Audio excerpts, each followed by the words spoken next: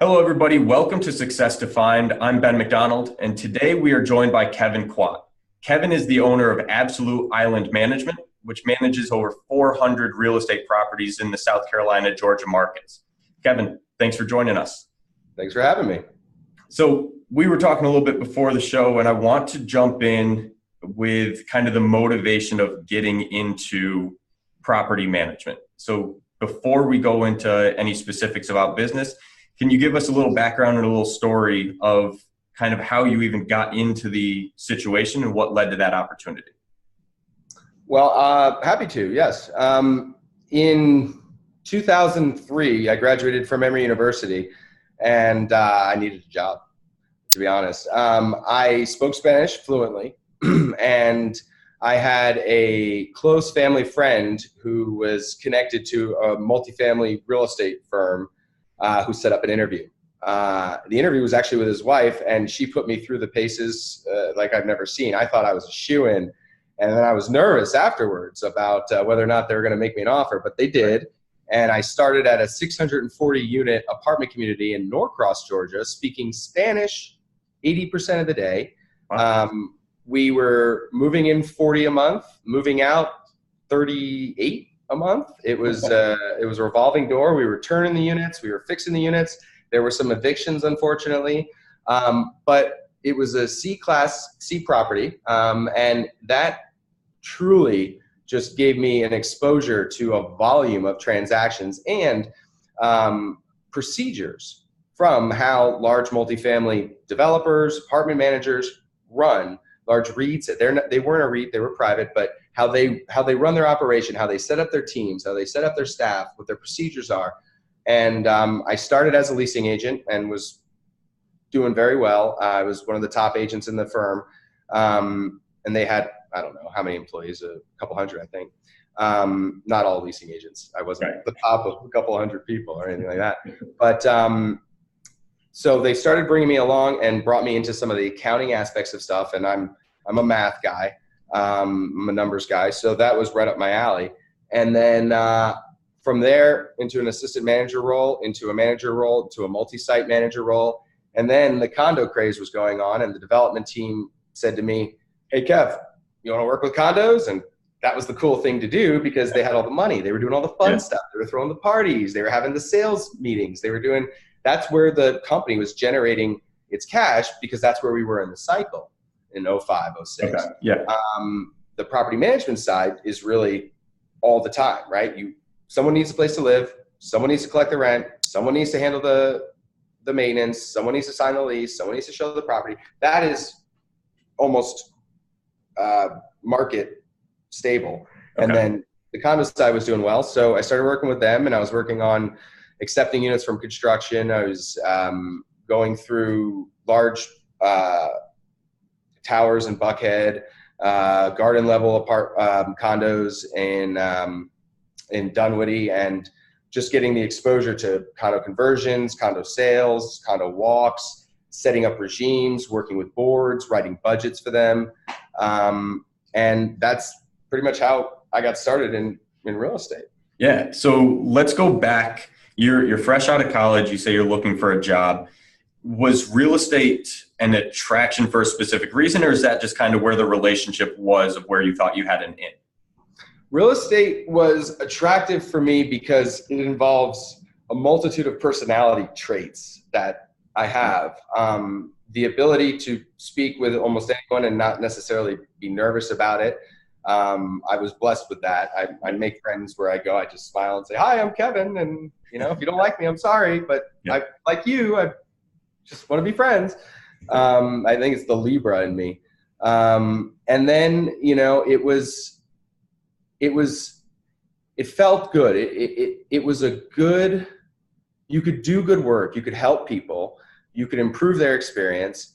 And from a foundation of life necessity, everyone needs a place to live. So to me, it made sense. I think I might have been good at insurance sales, and not to knock the insurance industry at all, but I think it's a fear-based industry. Like, you need this policy. What if this happens? Right. That didn't feel good to me. I'm glad there's people who do that work, and I have lots of insurance, but I wanted to do work where I felt I could add value, and it would have multi dimensions. I mean, real estate, you can go a ton of different ways.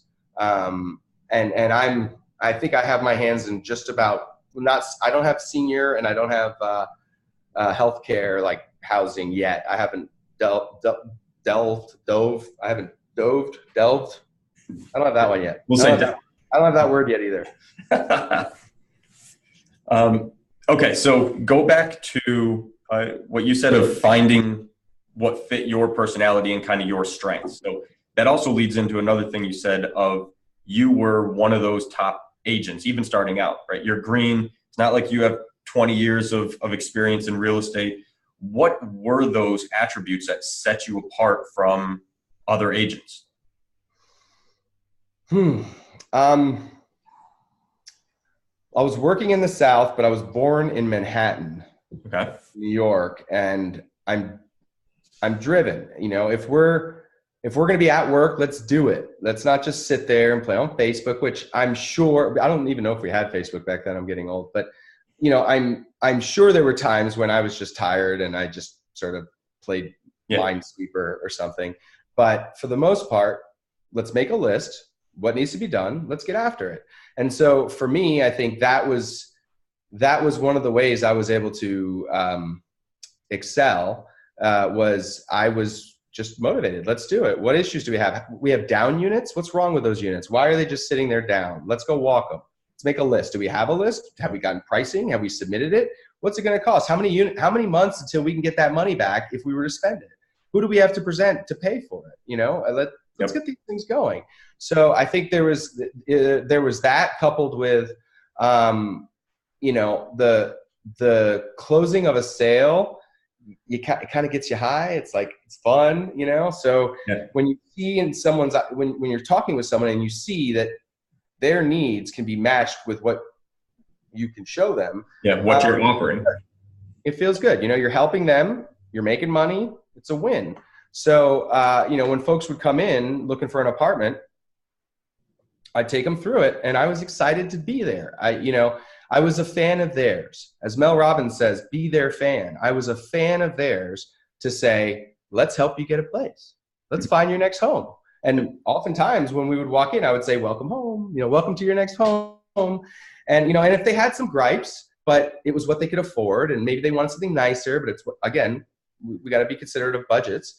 You know, I would remind them that this isn't your forever move necessarily. You know, you're signing a 12-month lease. You need a place. Let's get you in a place. You know, we're going to be here to maintain it. You know, I'm here, whatever you need. I'll introduce you to the manager if I'm out of the office. And basically let's solve this so you can move on with your day. Yeah. And you're finding a way to solve what people need with what you're offering, like we were talking about earlier. But you're also helping people feel comfortable with some big decision. And I want to. That's exactly right. And it's, you know, where you live is big. It's how you unplug from the stress of the world. So I think that, you know, it's an opportunity. Every day we have challenges, we have opportunities. If we see some of these clients who are in front of us that we want to do something with, if we see someone in need, it's an opportunity to help them. So that hard work, the work ethic, the organization, like you said, creating lists, finding ways to you go to work and you execute.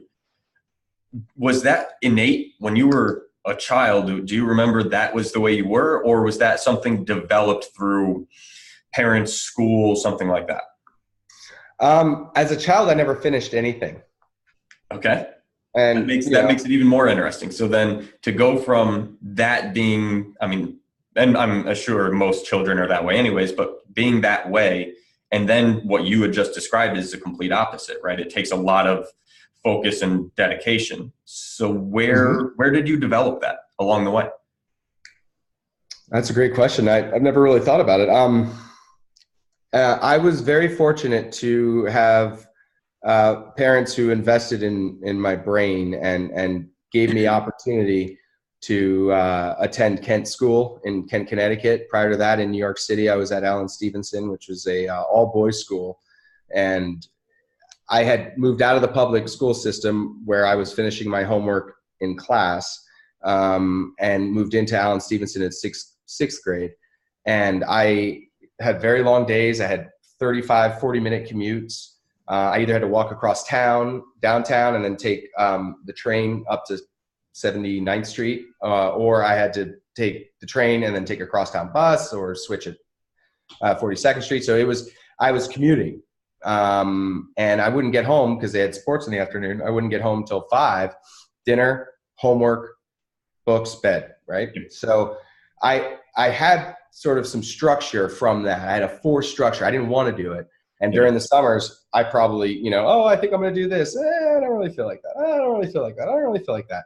And so it was a learned talent. I was forced into it from some of the education, I think. And Kent was very much, they keep you on a schedule, on a regimen. They hold you accountable. College, I kind of wasted some money.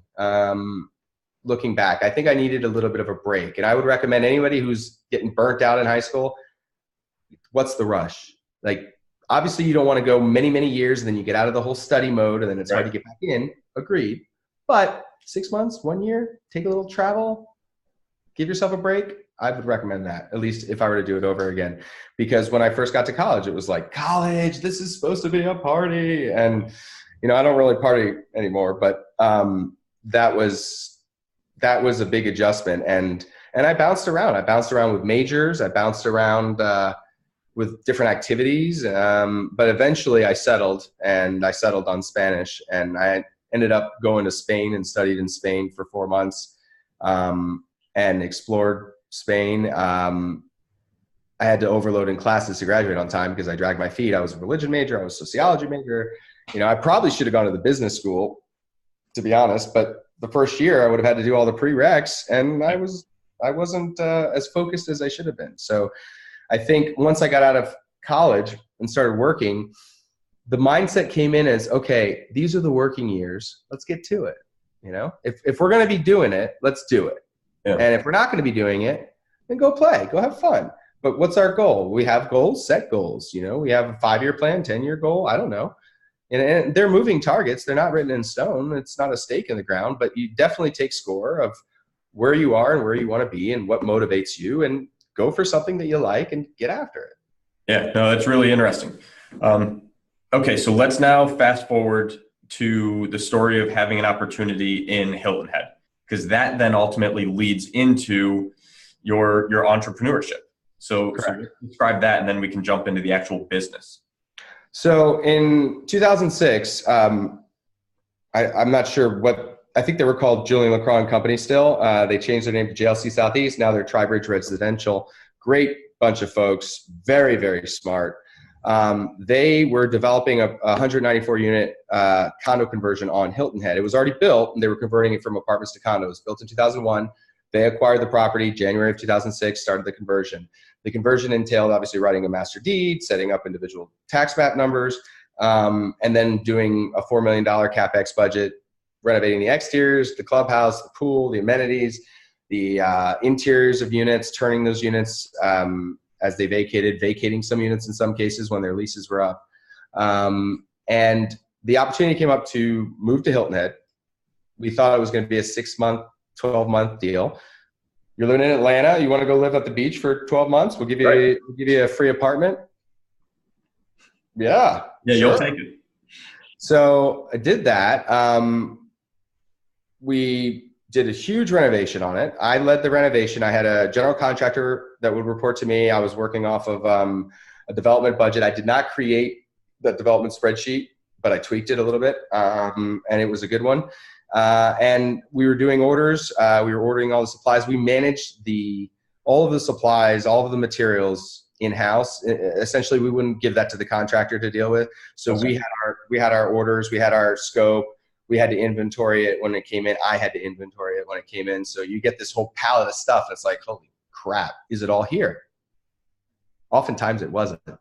And so it's good that we were inventorying it, because when you're dealing with that much stuff, if you're not staying organized and logging it all, you're losing your employer's money. And you need to, the guy who's signing your check, look out for his money. Don't be jealous of him. Create it. Create the opportunity for others, and then you'll sign their check. But So I felt a fiduciary there. And so I would drill down. And anyway, so we were turning about 30 units a month. We were starting the sales process. I was not on the sales side of things. I was on the unit prep, make sure the models were right, make sure your tour path was right, make sure everything was clean, hold the vendors accountable, keep the tenants happy because they're like, oh, you're going to sell it? Well, how much? Oh my God, that's so much. I can't believe this place sucks. Okay. You don't have to buy it, you know, and do my best to just be the glue that kept the deal going. Right. They started selling. They sold pretty well in the beginning, moved about 100 units.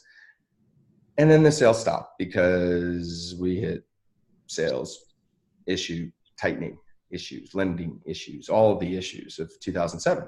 So, yeah. So with that, you then are in this position where you're overseeing, right? Like you said, you're not in the sales, but you're overseeing these units. Mm-hmm. The idea is to move all of them and sell all of them. And then 2007, 2008, all that type of stuff happens. What was the pivot there and how did it lead to that? So by that time, we had already finished all of the renovating of the units for the most part. We had done our batches of 30 units at a time. The GC was already off the site. The exteriors were all done. The amenities were done. So I didn't have a lot to do. And I think my employer knew that. They were getting creative on, okay, how are we going to sell these things in a down market? How are we going to entice people to buy them? We got to sell them. And so they came up with a brilliant idea of a rent guarantee. We will guarantee you $1,200, $1,400. I think it was $1,400 a month in rent. And at the time, I think the market rent was around 11. Okay. So they were guaranteeing more than the market rent for the first year and including management fees to sell a unit to an investor, say. So that was working. And then how does that then get reconciled? So they were cutting checks to local property management companies, 2 in particular, and saying, here's an account. Here's your management fees for the year. Get it leased, handle it, thank you. And they weren't getting leased, or they were getting leased to people that hadn't had credit, criminal background, income verification. Or they were getting leased at a much lower than market rent. We didn't give out that many of them. My employer said, I think it might have been Justin Marshall at the time, who was working for TriBridge. He said, just have Kevin do it. Why are you even paying anybody? Just have Kevin do it. He's sitting there. Yeah, especially when they're not doing what they're supposed to be doing with the vetting and putting the right people in there at the right prices. They're not doing that anyways. Right. Had it been a solution that worked, I may not. Had other people done their job, I wouldn't have had an opportunity to start my firm. So I got 40 units that I had to manage. I wasn't getting paid extra, but I still had my salary from when I was doing the development. So that was cool. Yep. And I brought it in-house. I dealt with it just like I had before. I mean, I was managing those units prior to the sale. They sell them. I manage them again. Like, it's no big deal. I have software. Sure. And then what happens after the year? I asked my boss, here's up. What are we doing with these accounts? They said, I don't know. I don't want them. That's not our business model. Get rid of them. Give them away. And I said, ooh, they're 40 units. I mean, let's say they're all rented at $1,000 a month. That's 40 grand. The management fees, 8-10%. I'm already managing them. I just need my own software to not use their software. Okay. I said, no, I'll take them. He said, okay, great. And so I took them and I started Absolute Island Management. Yep. And that was, well, first, actually, let me even ask you this. Was property management, it was obviously something that you would learn through the different experiences. But did you ever have the desire to start your own business, either doing that or just starting your own business in general? Yes. When I first started working out of Emory and I got to Crescent Lake in Norcross, and I had just had all this education and I could build spreadsheets and I could do all this stuff. And they said, Kevin, you see that stack? Go file it. Now, at the time, I was like, I can't believe I just graduated with a bachelor's and I'm filing. But it actually learned. It humbled me, which was good. And I learned how we need to better move stuff through some grunt work. But in that moment and throughout my career, I understood how you can create an opportunity for somebody else that generates more than what it costs to have that person involved. It gives them an opportunity, it gives them money, but it can generate more cash than that. So if you can create these opportunities for other people, you can make money helping them and just sort of masterminding it. So I think for a long time, I knew I wanted to have businesses, multiple. Okay. But I never would have done property management. Property management is a grind. It really is. No one's saying, hey, just want to tell you, everything's working in my place. You guys are doing a great job.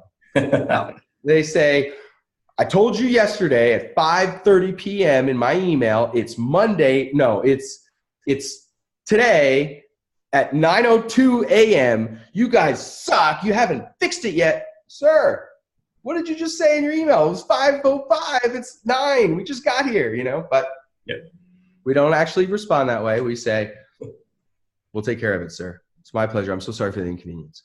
And be sincere, be a fan of the tenants. They are paying rent, obviously, but it's that all the time. And the frustrating thing about property management, which I'm not here to talk about frustrations, but I think it's relevant if someone's looking into property management, is you have to figure out a way where you're not doing the exact same thing over and over. You're not fixing the same problem. I mean, if you have 1,000 units, you're going to fix the toilet, you're going to fix the garbage disposal every single time. So whether it's you doing it or you have a team of people doing it, you have to bring in positivity, bring in lightheartedness, bring in additional training, bring in some fun things to break up the monotony, because at its core, you know, it's the definition of insanity. You know, you do the same thing and expect different results. You're doing the same thing. It's repetitive. It's good that it's repetitive, because the month clicks over, everybody pays their rent. In theory, that's great. But property management can be a beast. And the more you grow, the more exponential your responsibilities are. If I bring on one new account, I now have 2 new clients. So for every new account, I got to manage the owner. And if the owner has a husband, a wife, a brother, a partner who's an expert, a best friend who's an attorney, they're, you know, whoever, you're talking to them too. Right. And then the tenant's spouse, whoever else, roommates. Then oftentimes, if the unit is in a community, you'll have a community manager there too that could be involved. So, and then vendors, of course. So one unit has 5, 6 different entities between the vendors, utilities, all that stuff moving around. So it's a juggle. It's a juggle of a business.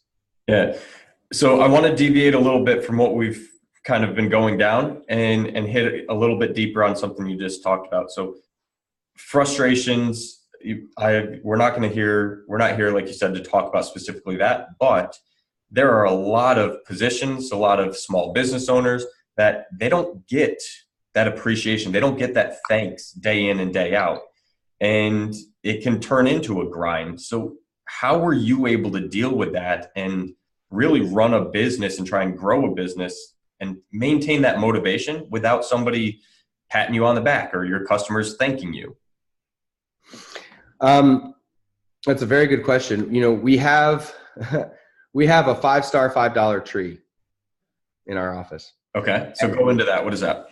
So I got a big poster board and I drew a big tree on it and I pinned $5 bills all over the tree. And at the top it says five-star $5 AIM, money grows on trees at AIM or something. And there's a little log. And if you get a 5-star review, if you've encouraged someone who said thank you when you help them, hey, do you mind just writing a review? We'd love the positive feedback. You get your $5. So anyone in the office, I got one last week. And I said, yeah, I got a 5-star, put it in my box. And you know, it brings us all together. It keeps it fun. It keeps us with our eye on the prize. You know, we need to be doing our best always to help, and whatever that scenario is. And so if you're getting beat up a little bit, okay, but are you also helping people? Let's put it all in perspective. Okay, so I just got beat up by 3 people, but that last lady, I helped her. And those other people I was kind to. They're not going to go home and say, oh man, he was so kind to me. Yeah. Feed him. No, they're going to go home and they're going to say, okay, my problem's solved. They're not probably even going to think about it again. So, if you're just consistently kind, and when you do see that you've touched someone, help them, solve them, ask them for the feedback. Ask for it. You know?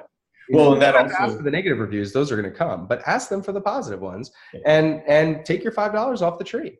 Yep. One of the things you just said there also goes back to your original reason of being interested in real estate, right? You have an opportunity to positively impact people. Correct. So even if somebody's not patting you on the back for it, hey, you're accomplishing what you're there for. You're making these people's lives better. Providing a service, and we are actually switching gears, and no longer as a mantra saying we're offering property management service. We're offering property management experience. And that could be taken a couple different ways. Experience, because we've been doing it for a while, but also what type of experience do you want with your real estate? So we want to be experienced managers, and really offer a better service through that, through their experience. And so, I think any position, any company, any job, whatever it is, can feel like a grind if you let it. I think you got to bring the mental process in and bring it to the forefront. If you start wanting to be procrastinate, if you're like, I need to do that, but I really don't want to, and I'm just going to do this, and these aren't really the priorities of the day, but they're easy, they're low-lying fruit, but I really do need to do that. Bring it up front. Mel, again, at the Appfolio conference, customer conference in Santa Barbara last week, I attended. The keynote speaker was Mel Robbins, and she said, 5, 4, 3, 2, 1, go. Bring your brain from here to here. Get your focus, set it, and go. And so I think that should apply. If you're in a business that you hate, get rid of it, sell it, liquidate it, do something else, or figure out a way to replace yourself. And I think that should be the case in any business. How would this run if I wasn't here, but I still want to own it? How would this run? What would that look like? Would I have to do anything? Would I have to do something? What would I do? I'd probably count the money, reconcile the bank accounts. Okay. But what would need to happen so that way that phone call that just really upset me doesn't ever really come across my plate? And I've been applying that logic because I've been banging my head against the wall with some stuff saying, okay, I've done this. Do I just sell this company? It's making money. It's helping people. We're doing something good in our market. So maybe no, but how do I get someone else to do this part? And I can then focus on growth or something else.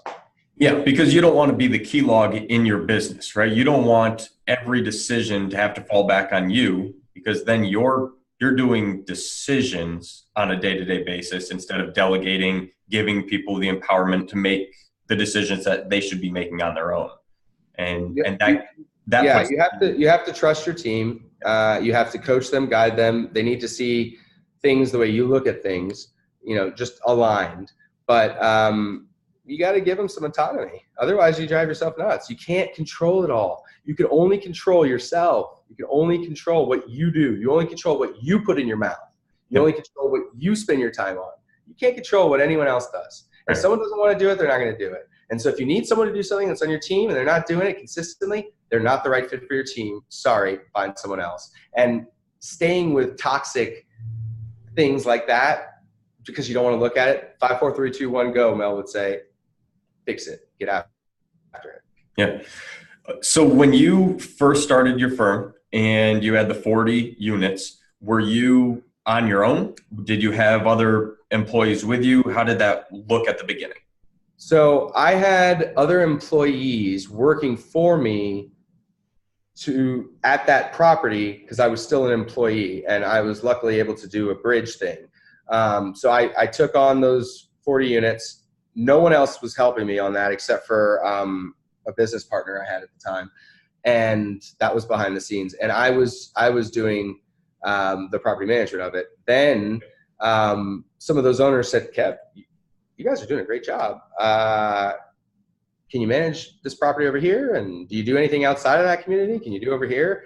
And I just started saying yes. I think maybe I'd seen that movie Yes Man, and just yes, Yes, I'll take that property. Yes, I'll take this property. And so slowly but surely we started amassing units, and I started getting pulled away from the property that I was managing as an employee.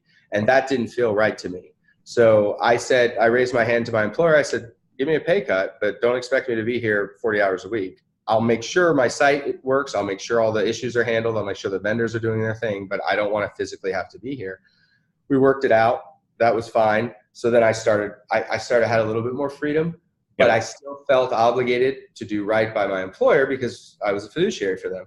So I then hired my first employee to help with leasing, to help with showing of the properties, to help with some of the coordination, just to take some of my emails were starting to back. I don't like to have more than 10 emails, really. I really would like under 10. I think I've got 48 right now. I don't like it. But so I hired my first employee. I opened an office. They were there by themselves. I felt bad about that, but they didn't mind. So, hey, don't create a problem that's not there if they didn't mind. So that's how I started. And we're at 8 employees now. I'm looking to hire 2 more. And it's growing, and I think it's growing because it's not growing because of me. It's growing because everyone cares to be a fan of whoever they're speaking with. Let me help them. Let me be their fan. Let me champion for them. And property management is a very unique situation because you got the owner who's looking at it completely as financial. He doesn't want to hear that the tenant kid is sick and they missed a day of work and they can't pay. That's why I have you. You have us in the middle, and then you got the tenant who, for the most part, most of our tenants, great, no issues. I mean, we do have screening procedures in place, but every now and then life happens, life changes, and somebody, runs into financial issues, or somebody gets a dog they weren't supposed to have, or, whatever the variance is. And you have to sort of manage the back and forth, keeping in line with the South Carolina Landlord Tenant Act.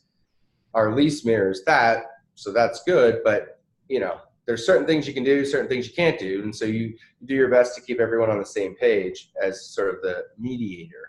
And it's a fitting thing for me because my parents are divorced, and I was always going back and forth. I was always mediating the relationship, and if I wanted something and one was saying no, I would try to figure out how to get the other to say yes, and go back and forth with it. So it makes sense. It's a middle. That business is a little bit of a middleman position, but you're also offering solutions. And so there you go. I want to pivot a little bit into leadership because now we're talking about employees and leading a team. You touched on a little bit there with autonomy. What are 1 or 2 lessons that you've learned from when you had the first employee underneath you to today, where now you've got, like you said, you've got 8 employees looking to add a couple more? What are 1 or 2 of those lessons that new business owners should have in their mind going into the hiring process? No one's going to do it the way you do it. No one's going to care as much as the way you care. And I think you do well to, when you see issues, when you see something's not lining up right, someone's not getting it, they're not doing it right, breathe. Count to 10, take a deep breath. Don't come at them guns blazing. I learned that the hard way. I'd be super slammed. And someone would ask a question and I would just chop them an answer like, bah. And I realized it was coming off harsh. I wasn't intending it to be harsh. I was just busy and I was trying to get them an answer. Like, here's your answer, go. But that's not what it takes to lead. That's what I could do if I had machines. If I was running a factory, I could say, hey, factory, hey, machine, you're not working. Here's your screw. Go for it. Now you're working. But with people, you're working with people. And so, you have to invest in them. And you have to remember that they are no one wants to do a bad job. They want to do a good job. So if you have coaching to do, sandwich it, right? By the way, this morning, when you called me, you did a great job. You helped me place where I would sit. One comment though, I was wondering why you and how we could work on that. And then after we have that discussion, I say, I remembered I got an email yesterday from someone and they were just glowing about you. So I just wanted to thank you. recognize, you sandwich, you recognize, and you get what you need, but they're people. You got to help them. Yep. You had said, and I've heard this a lot through different conversations, that employees are not going to care as much as the owner, right? That makes sense.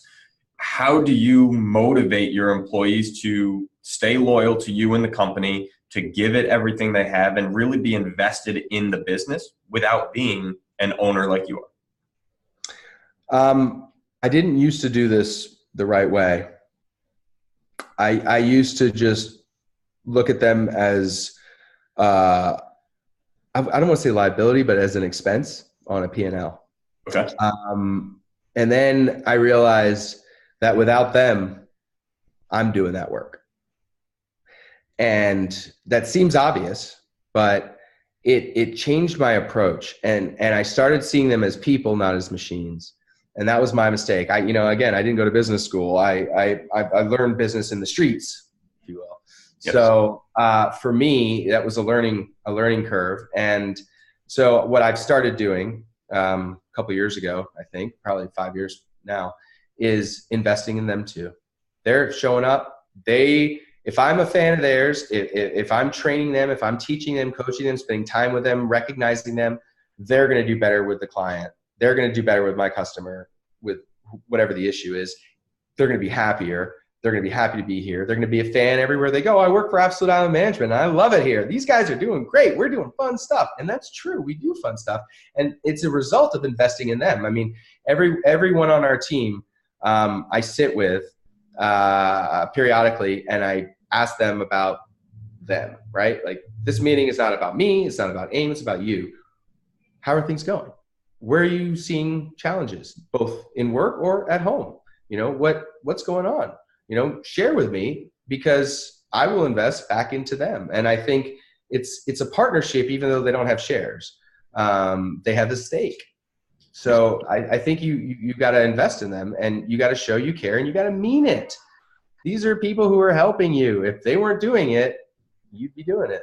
Right. Yeah. You having 8 employees, I'm sure you experience this all the time. Everybody has different personalities. Everybody has different motivations.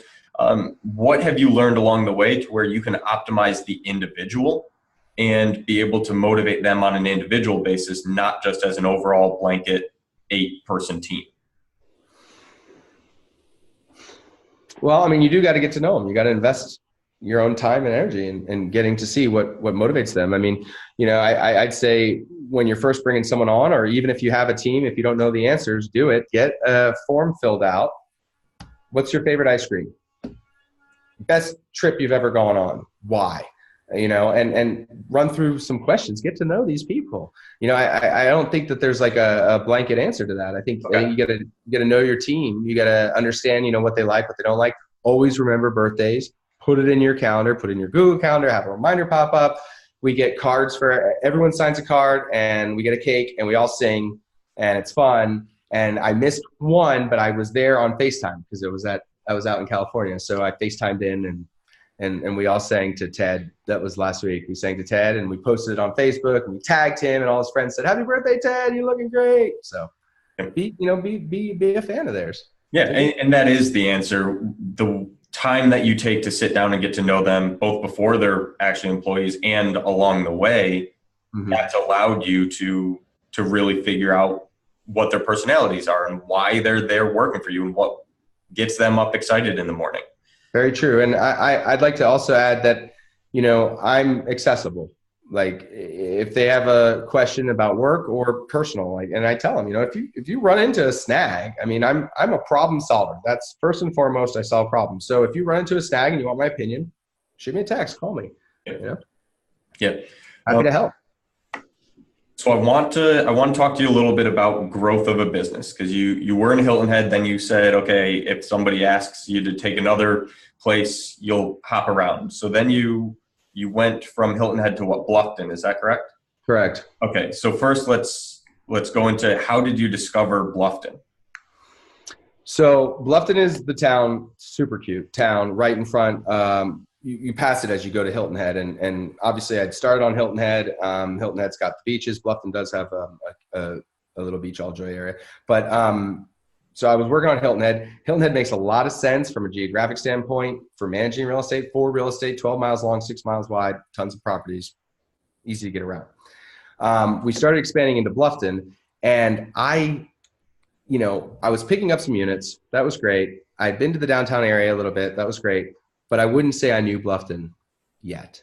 Okay. I wouldn't say I was a Bluftonian, a Bluffton fan, a Bluffton champion yet. But in 2015, my son, his mother moved to Savannah, and we had picked Bluffton as sort of equidistant for him to go to school. And I knew he'd be commuting from Savannah with her in the morning. And luckily the school didn't start till 8 something. So it wasn't terrible. But I walked over to the school one day, and I'm just looking at the school, and I'm just thinking about Zach, and I'm, an idea comes to my head. I really want him to have a memory of us walking to school together, holding hands. I mean, he was going into first grade. And it's a cute little age. And I wanted him to remember us holding hands and walking, being able to walk. Yeah. And so I turned around, and literally the property across the street from the school had a for sale sign on it on Calhoun Street in downtown Bluffton. And this was 20, I think I think I closed in 2015. It may have been in 2014 that I saw this. It had a tree through the roof, literally a tarp on the roof. Okay. I walked in, smelled foreclosure. It wasn't a foreclosure, but it felt like that. It was run down. It was horrible shape. Again, literally a tree was in the bedroom. It had 2 other units in an accessory dwelling, and it had the 2-bedroom, 1-bath cottage. Needed everything. And I said, oh my God, this is perfect. It's right across the street. I can hold his hand and walk him to school. Okay, now how do I finance it? Okay, now how do I put this deal together? Okay, now how do I get it? And I started super low on the negotiation because I didn't know what it was worth. It as a tree through the roof. Yeah. Turns out, got it under contract, fixed it up, moved into it. We were able to walk to school. And it was when I started living there in Bluffton that I fell in love with it. You can't really describe it until you sleep there, until you spend a minute sleeping in Old Town Bluffton, and you wake up there, you hear the birds, you smell the air, you got the May River, you can walk everywhere. Oh, it is just the cutest little town. Yeah. That's how. Yeah, no, it's a great story. So, and there's obviously that emotional tie with the town as well, which ties it all together.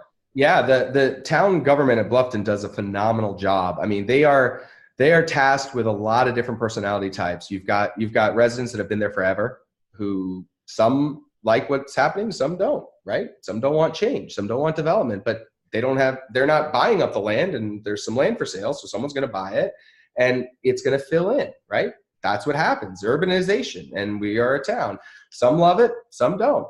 A lot of people are benefiting from it. I mean, the whole promenade, which is in downtown Bluffton at the top of Calhoun Street and May River Road, has tons of wonderful shops and local business owners, and locals come and they mingle and they talk. You run into your friends at Corner Perk. I mean, it's a great experience. Yeah. And it is growing and it's filling in. The town government, town council does a phenomenal job. Lisa Stulka's the mayor, Mark Orlando's the town manager. They do great jobs. And Mark's entire staff, they are kind. When they answer the phone, which they always answer, it's a great day in Bluffton. That's how they answer, And if you ever have an issue, which they're going to come up, right? You're going to have issues. They're like the ultimate property managers, these guys. I had an issue where my trash didn't get picked up, and I called, and then it got picked up, and it continued to get picked up, and they fixed it, right? They fixed whatever the glitch was. But a week and a half later, or 2 weeks later, I got a call from someone at the town, and they just said, hey, just wanted to check in, make sure you're still receiving good service from that trash solution. And I was like, oh my God, we need to do that. Right. We're handling all these work orders. They're handling much more than we're handling. We got 400 units. They got thousands of units, and they're able to take the time to call someone back 3 weeks later just to check in. We need that procedure. We need that service. We need that reminder. And it was a good reminder for me to, if you're paying attention to what locals are doing, if you're paying attention to when you see good things in business, bring it in, right? If you're impressed, your client will be impressed. Bring it in. And the town of Bluffton has really impressed me. Yeah, I mean, so I didn't know that beforehand, but what you just said goes back to what you were saying of your pivot in the business now, that you're more experience oriented. And Correct. that's what they're doing, right? They're not managing a town, they're creating an experience. They're making your living experience in that town infinitely better because of what they're doing for you. I think so. Yeah. So you expanded into Bluffton, you started getting more and more properties. Did you have any specific goals of size of the company, number of employees, anything like that? Did you have any goals in that capacity? I have many goals in that capacity. I don't, I would like to be collecting about $1 million a month in rent. I would like that to happen in the next 2 to 3 years. We're at 250,000 in rental collections, so four-time growth on the long-term rental side. I want us to use how we've perfected certain processes for the betterment of our clients. I want to use that experience and perhaps share that with other markets. I don't know what that looks like. Okay. I don't know the licensing thing. I mean, I don't know that I've got the energy to go into the franchise of it, but I would welcome somebody who's experienced with that. We can look at that. Where I see some strong needs in gaps in the marketplace is in affordable housing and in workforce housing, and we've got a huge need on Hilton Head. And I've got a lot of ideas on how to convert certain buildings into something where we can cap the rents, but also show a return for the investor, right? That's why you don't have workforce housing, because if you're going to do something, you got to get a return on cash. No one's just saying, hey, I don't need any return on my money. Here's $10 million. Right. So it'd be great, but they're not doing that.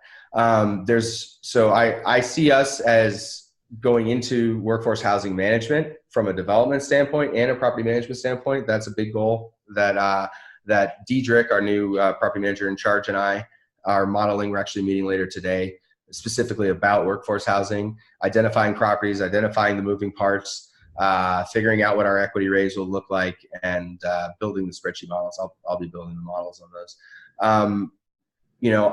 I've always liked creating and developing, and since we are, got our engines running, right? Our team, our employees, everybody's doing a great job. The engine's running. I can now break into some development, and I'm working on a development in downtown Bluffton, actually, that fills a gap in the marketplace. Because right now, if you want to stay in Bluffton, you're going to find a couple of random Airbnbs or VRBOs. I'm creating a community. It's going to be a condo community. These will be for sale. I don't know when, but they will be. But folks can rent it. It's a cute little cottage. I'm calling it Pop's Place, and they'll be able to stay there and experience Bluffton. It's on Wharf Street. It's 1 block to Oyster Factory Park, 1 block to Calhoun Street, where I live, and I think it's going to be really good for Bluffton, and I think it's also going to be good, look good from an architectural standpoint. It's going to break up, sort of single family, our property, single family. Then there's low income actually on the same street, and there's a trailer on the same street. I mean, it's such a diverse. Bluffton has a rich history of diversity, all income types, all living together, all communing, all being able to walk around, all enjoying the May River. So I am impressed by its diversity. It's wonderful to see that in a town. Okay, so a part of growth was obviously the size of the business, the amount of revenue, things like that. But one of the things that's really interesting about you and you growing your business is how you want your business to be structured, right? So there are people that are deciders and they want to be a part of the day-to-day business, and there are people that are designers, right? The people that like to take a step back and have a team underneath them executing the little things so they can build and solve problems on a bigger scale.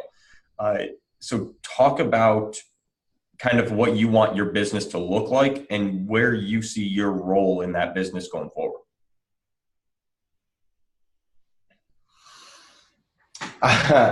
Okay. I think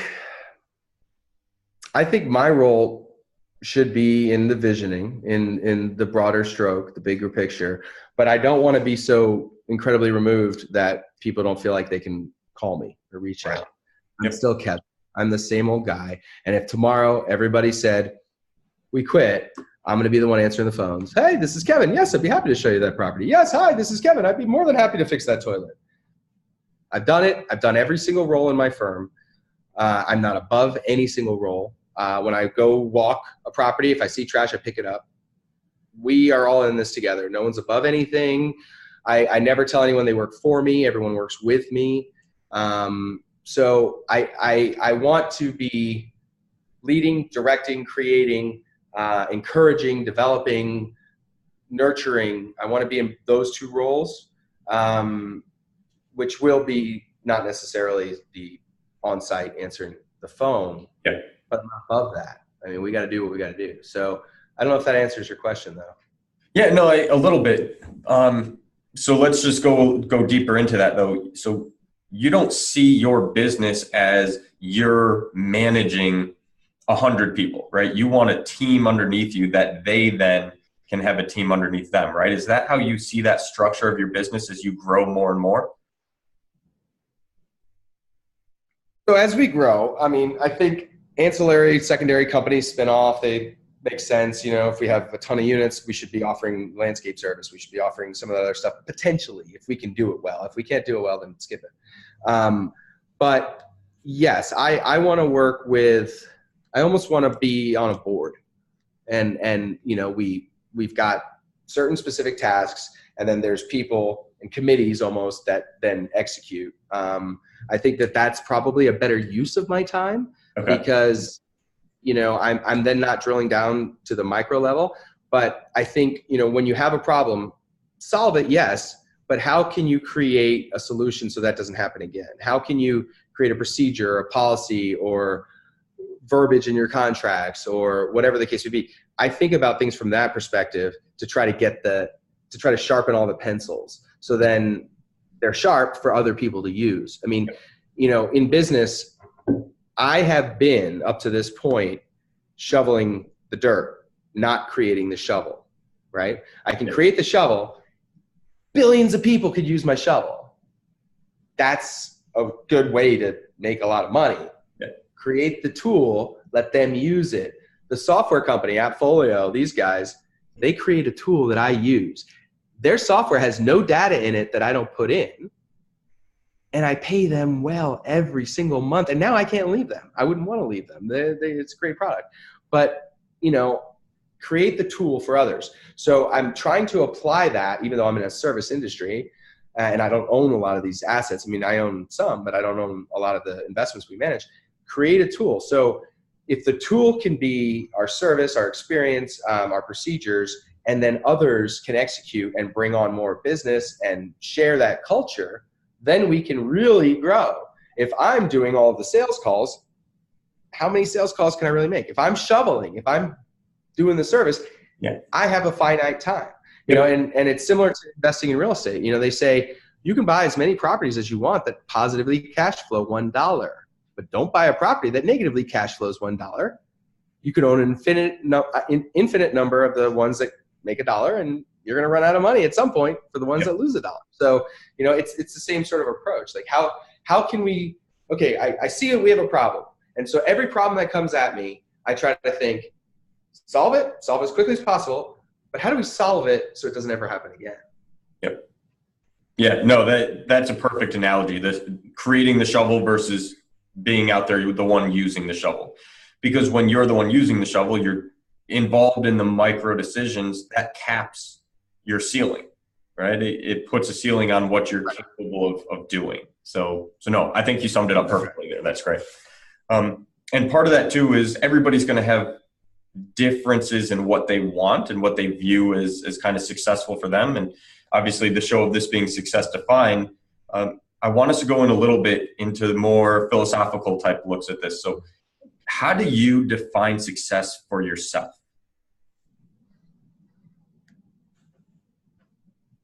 That's a big question. Yeah. It's not money. It's not monetary. I used to think it was. I used to think I needed. It's funny. I read over a journal that I'd had, and it said, make $1 million. That was my goal, make $1 million. And I don't know if that was in cash or assets or what. Just make $1 million. And if I look at it now, it's like make $100 million. Right? It's growing. I need $100 million, or I need $50 million. But do I? I think $5 million in the bank earning interest, I could live off of that. I don't know. It's not money, right? There's never enough, it would seem. Or you can get focused on that and then you're grinding on that. It's not that. Success for me is adding to the joy and love in the world in whatever capacity you can. So I would say someone's successful who runs a soup kitchen because they're feeding. I would say someone's successful who invests in their neighbor, in a stranger. I define success as adding love and joy into the world. And I think a close sort of, not second, but right in there is time. We can get so, okay, I got this big checklist. I got all these things to do. Okay, I'm just going to work. And I look over and my son grew. He got taller. He got bigger. He's doing something different now. And I just blinked. All I did was blink. I was working. I was doing right. You got to make money.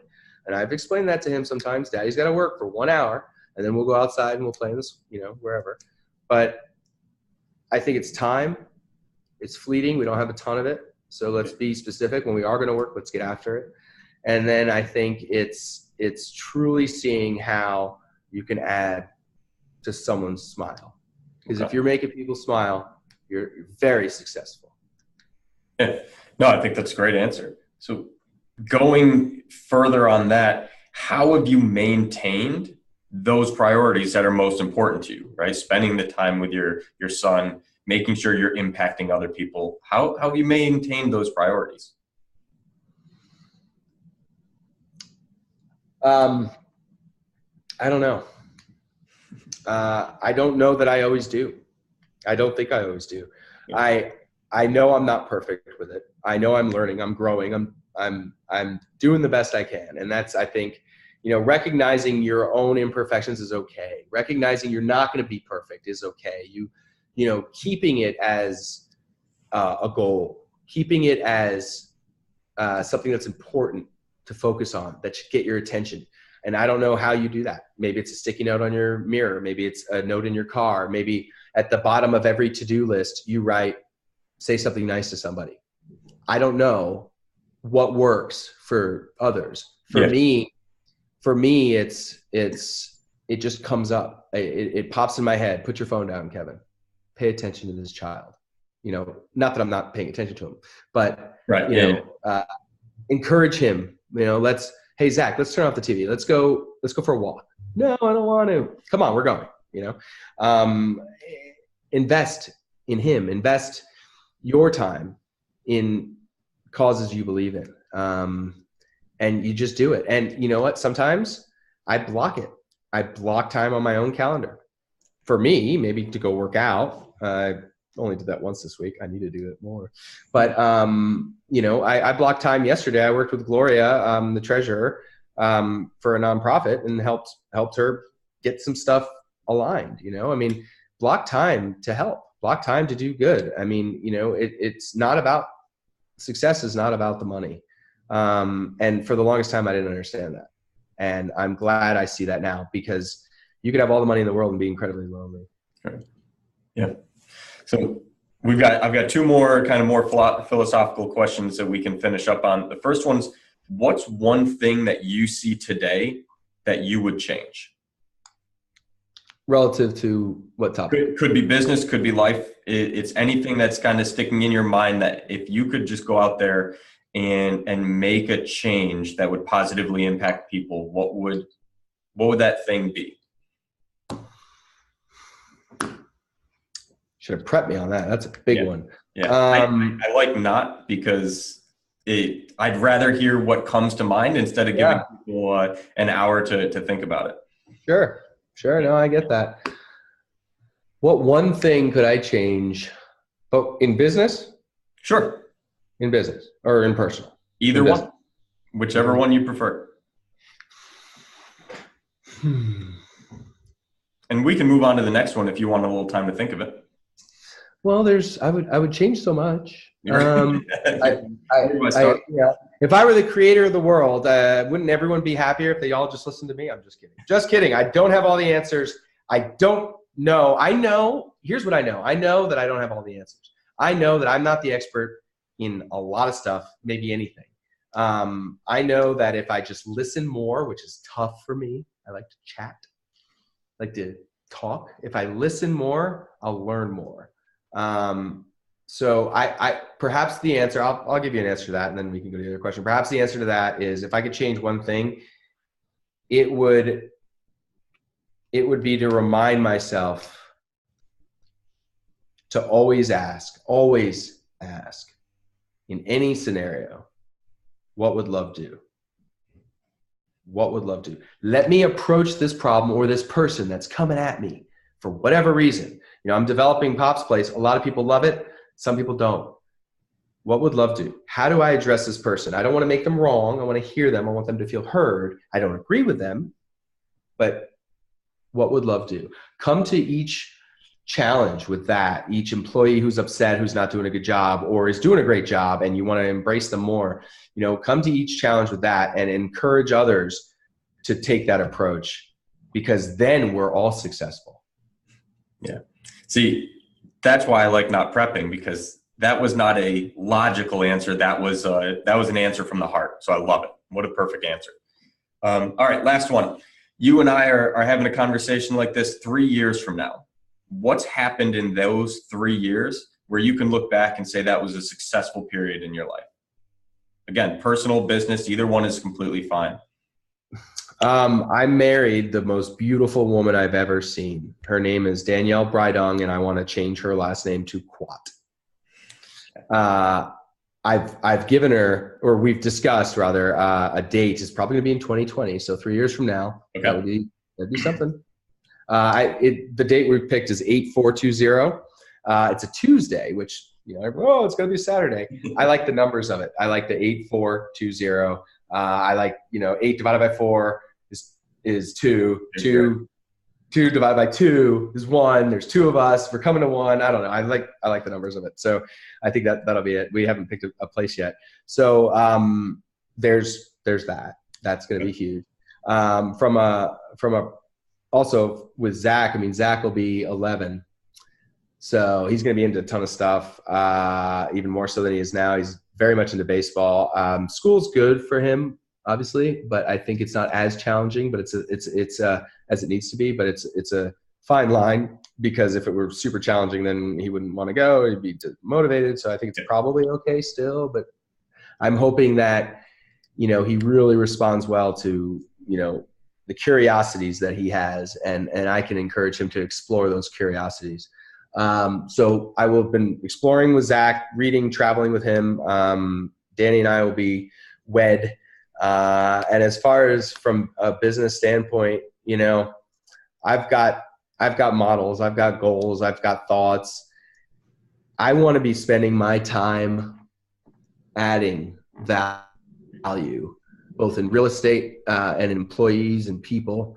And I don't think, honestly, I will be involved in property management. I don't know if that means I bring on a partner. I don't know if that means I sell. I have no plans to sell or to bring on a partner today, but I don't know if I own part of it. I don't know how it goes, but I don't think my daily experience will have a dashboard that shows move-ins, move-outs, number of days since we've given them their move-out statement, and it's approaching 30, which means 3 times they could sue for 3 times if you don't give them the breakdown, blah blah blah. That's not going to be a part of my experience. So I know what I don't want. Okay. What I do want is to have time, is to be helping other people, and to be using, hopefully not needing to spend a lot of my day focused on something that creates money for the family. I'd like to, I'm buying some real estate. I'm doing some things that are cash flowing properties. And I think I'm setting up some recurring income streams. So if I'm successful in that endeavor, then I can be working with a few different nonprofits to help them further their cause. I'm working with one right now, and we're getting a lot done. There's a lot of need in the world. There's a lot of people who need help, and oftentimes the organizations that are established to help these people, not oftentimes, I would say more times than not, the organizations that are set up to help these people have the right heart, have the right message, but maybe aren't run always. In some cases they are, but maybe aren't run like a for-profit business would be. Right. Maybe they aren't offering the true, they're not getting good pricing on stuff, or they're not keeping track of certain expenses or of certain volunteer schedules. And so it's kind of hectic and crazy. They got the right message. They've got the right people who love to do this stuff, and they truly believe and they want to help, but they could use a little business. They could use a little push. They could use a little consulting.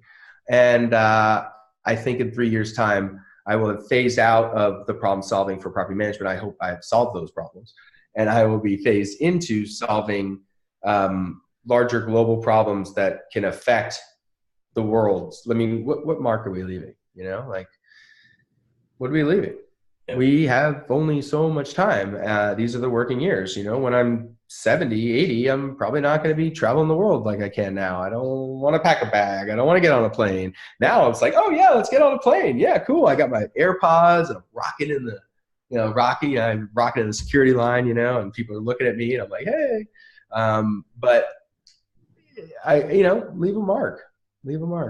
Yeah. So I think I'll be helping. I think I'll be working with some other things. Hopefully developing properties, still serving those needs. I love the creativity behind it, the moving parts behind it. I'm learning tons on Pop's Place. And so that's what I got. That's great. I love it. Now, anything before I close us off here, is there any final message you either want to put out? And if not, where can people follow you? Where can they reach you if they have questions, things like that? Oh yeah. I don't know how to be followed. But I don't know. I have a face. I mean, I'm on Facebook. AbsoluteIsland.com. We are going to do a refresh pretty soon on the site and the logo. I was told that the logo needs to be updated. I thought it was fine, but hey, okay. So we're working on that. But AbsoluteIsland.com is the property management company. Great bunch, great group of folks. And Kevin at Absolute Island is my email. If you Google me, you'll find me. You'll probably find a video of me showing property when I was a leasing agent way back when. I think it's still out there. I think I'm on Instagram, and I'm a realtor. Kevin Quat Realtor, gmail.com is the realtor one, and I have a realtor Instagram. We've got a company Facebook page. Absolute Island Management on Facebook is a good one, and we post every single day. There's something going on, and I've got Hilton Head Real Estate is my Facebook page for real estate. So that's a pretty good name. Yeah, I'd say so. Yeah. Okay. Well, perfect. Thank you so much for joining us. This was fun. I finished all my water and I have a little bit of a cotton mouth now, but I appreciate the opportunity to chat. And if we want to do a follow-up in 3 years' time, or if you ever want to talk about something else, or if any of your fans or people write in with questions that you want me to be a part of, or by all means, just let me know. Perfect. Thank you so much. Thank you.